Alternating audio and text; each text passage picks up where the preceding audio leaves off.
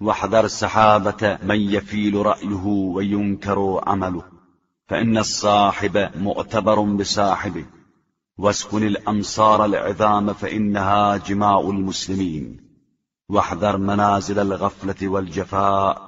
ایسے شخص کی صحبت اختیار نہ کرنا جس کی رائے کمزور اور اس کے اعمال ناپسندیدہ ہوں، کہ ہر ساتھی کا قیاس اس کے ساتھی پر کیا جاتا ہے۔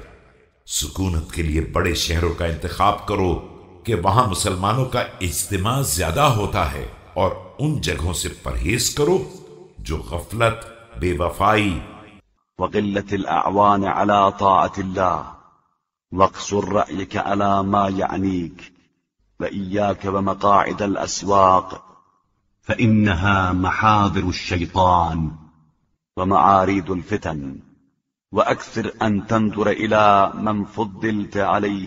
اور اطاعت خدا میں مددگاروں کی قلت کے مرکز ہوں۔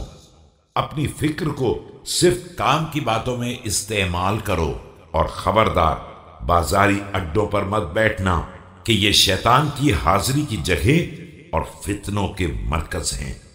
زیادہ حصہ ان افراد پر نگاہ رکھو جن سے پروردگار نے تمہیں بہتر قرار دیا ہے۔